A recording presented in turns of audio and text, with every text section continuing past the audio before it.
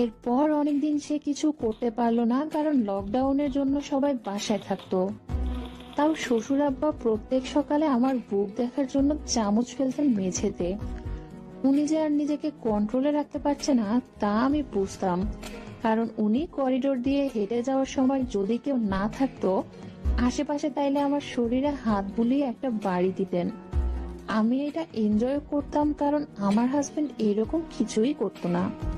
যাই হোক, অনেক দিন চলে গেল, কেউ বাসার বাইরে যায় না, ঘুরতে যাওয়া হয় না দেখে আমি একটা কমলা রঙের শাড়ি পরলাম, সাথে হলুদ ব্লাউজ। কিন্তু আমার হাজবেন্ড আমাকে তেমন পাত্তা দিল না। আমরা সবাই দুপুরের খাবার খেয়ে যার যার রুমে চলে আসলাম। বিকাল 4টার দিকে আমি বললাম আমার হাজবেন্ডকে, চলো না একটু ছাদে ঘুরে আসি। আমার হাজবেন্ড বলল তার নাকি 3 ঘন্টার মিটিং আছে। আমি মন খারাপ করে একা যাব বলে রেডি হলাম। মেইন দরজা দিয়ে বের হবার সময় শ্বশুর আব্বা বলল, তন্নি ছাদে যাচ্ছ? জি আব্বা। একা একা? জি আব্বা, ওর নাকি মিটিং আছে। ও, একা যাওয়া ঠিক না ছাদে, আমি যাই তোমার সাথে। তখন দেখলাম যে শাশুড়ি আমার ঘুমাচ্ছে। উনি আজকে একটা কলার আলা ছাই রঙের শার্ট পরেছেন আর চেক চেক লুঙ্গি। আমি আর উনি উঠা শুরু করলাম সিঁড়ি দিয়ে, উনি আমার পিছে। আমরা থাকি 12 তলায়, কিন্তু ছাদ হলো 14 তলায়। আশেপাশে তেমন কোনো বিল্ডিং নেই। আমরা যে 13 তলায় আসলাম, উনি আমাকে পেছন থেকে খামচে ধরলো। আমি লাফ দিয়ে উঠে পেছনে তাকালাম। উনি বলল পিছলে গেছিলাম, তারপর আবার ছেড়ে দিল। এইবার ছাদের দরজা খুলে ছাদে উঠলাম। ছাদের একদিকে ফুলের গাছ লাগানো, কাপড় মেলা, অন্যদিকে একটা ছোট্ট ঘর। ওইখানে ছাদের টুকিটাকি জিনিস রাখা হয়। এই দরজার চাবি আমাদের কাছেই থাকে, কারো লাগলে আমাদের কাছে থেকে নিয়ে যায়। আমরা ছাদে উঠে হাঁটাহাঁটি করলাম 5 মিনিট। তারপর আব্বা বলল, তন্নি চলো তো ওই রুমে কি কি আছে দেখি, অনেকদিন দেখা হয় না। বলে আমাকে ওই ছোট রুমের দিকে নিয়ে গেল। রুমটা টিন শেড, আধা পাকা। আমি ভেতরে ঢুকে দেখি একদিকে সিমেন্টের কিছু বস্তা রাখা, কিছু ভাঙা চেয়ার রাখা, অন্যদিকে একটা তোষক আর একটা বালিশ রাখা। দুইটাই ময়লায় প্রায় কালো হয়ে গেছে। আমার শ্বশুর তোষকের দিকে এগিয়ে গেল, দরজা বন্ধ করে দিয়ে বলল, এইগুলো আবার কে রাখলো? বলে দাঁড়িয়ে রইল। আমি একটু এগিয়ে গেলাম, তখন উনি ওনার চশমাটা ওনার শার্টের পকেট থেকে নিচে ফেলে বললেন, তন্নি একটু তুলে দেবে? আমি ওনার চশমা তুলতে একটু ঝুঁকেছি, উনি তখন আমার পিছে গিয়ে জড়িয়ে ধরলেন। আমি সাথে সাথে সোজা হয়ে বললাম, আব্বা আপনি কি করছেন? আপনার চশমা নেন। উনি বলল, তন্নি চলো না একটু করি, বলে একটা ধাক্কা দিল। আমি বললাম, ছি ছি, আমি আপনার ছেলের বউ। তো কি হয়েছে? সেদিন কি তুমি মজা পাওনি? আমি একটু আমতা আমতা করতে লাগলাম, কারণ আমি আসলে সেদিন একটু মজা পেয়েছিলাম, সো আমার লোভ হচ্ছিল। উনি এই কথা বলে আমাকে বলল, তাইলে চলো, ভয় পেও না। আমি পুরাই পাথর হয়ে দাঁড়িয়ে রইলাম। উনি আমার কাছাকাছি এসে দাঁড়ালেন।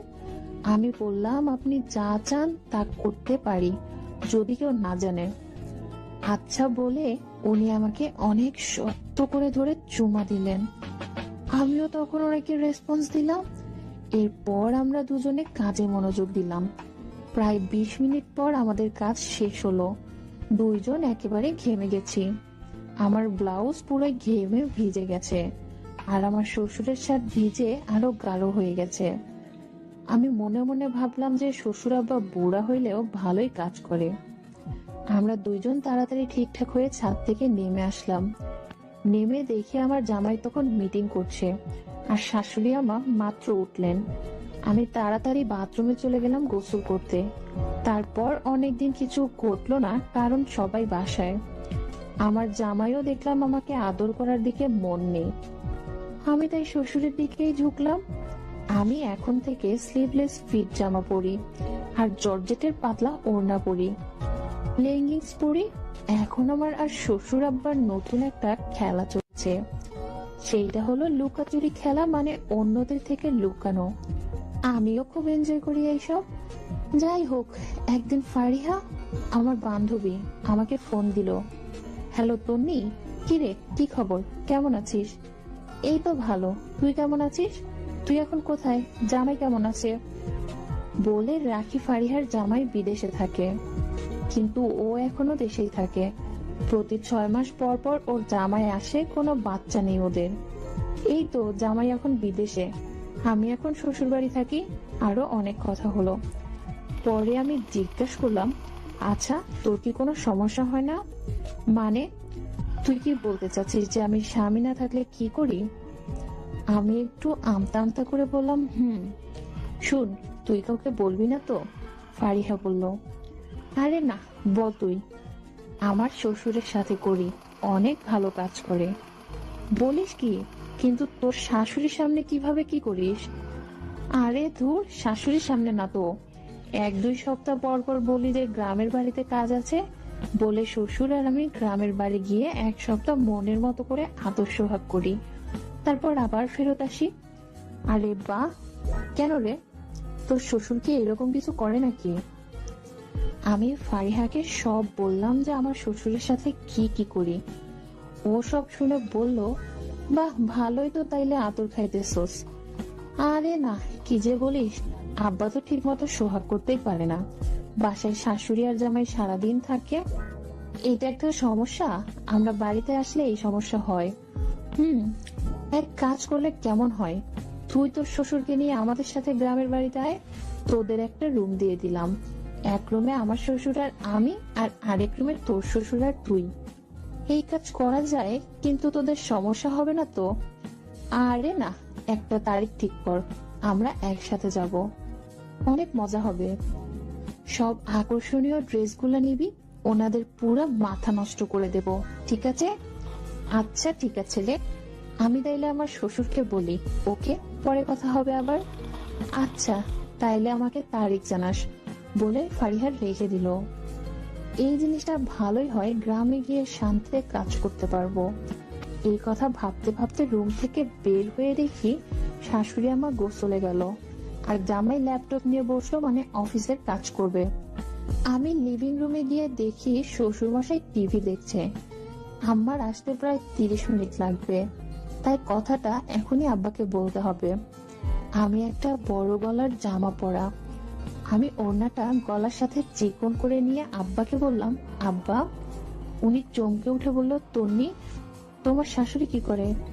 আম্মা তো গোসলে গেলেন। এই কথা শুনে উনি আমার হাত ধরে আমাকে ওনার কোলে বসালেন।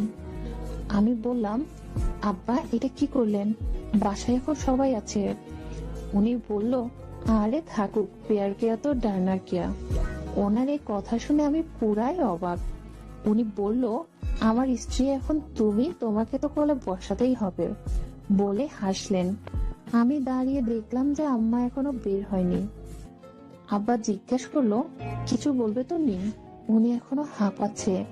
আমি কোনো মতে ঢোক গিলে বললাম, আব্বা আমরা তো ভালো করে কাজ করতে পারি না, তাই বলছিলাম কি গ্রামে গিয়ে করলে কেমন হয়? গ্রামে?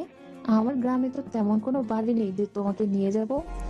আমার বান্ধবী ফারিহার বাড়ি গ্রামে, ও ওইখানে গিয়ে কাজ করে ওর জামাইয়ের সাথে।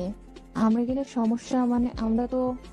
না আব্বা, ও তো গ্রামে যায় ওর শ্বশুরের সাথে, ওর জামাই তো বিদেশ থাকে। বাহ, তাইলে তো ভালোই, তাইলে চলো সামনের সপ্তাহে যাই। ওকে আব্বা, তাইলে আমি ফারিয়াকে জানিয়ে দিলাম যে আমরা যাব। এই কথা শেষ হওয়ার সাথে সাথে আমার রুমে আসলো। আমি ফোন দেওয়ার জন্য বারান্দায় গেলাম। হ্যালো ফারিয়া। বল।